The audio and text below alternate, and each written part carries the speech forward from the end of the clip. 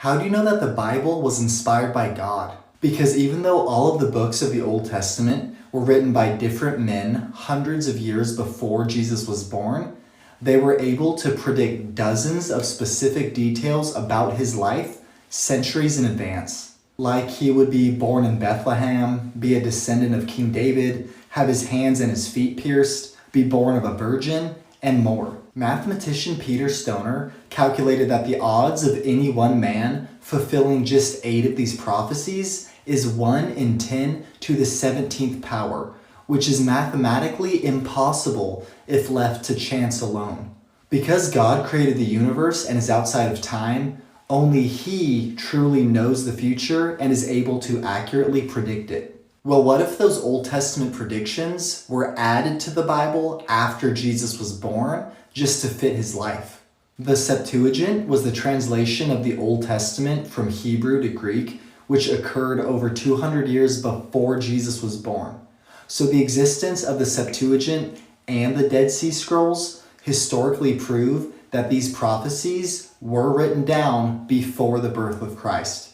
What if the New Testament authors just lied in their writings and made it look like Jesus fulfilled these prophecies? And we don't even know who wrote the Gospels. This is one of those instances where either position takes faith to believe in.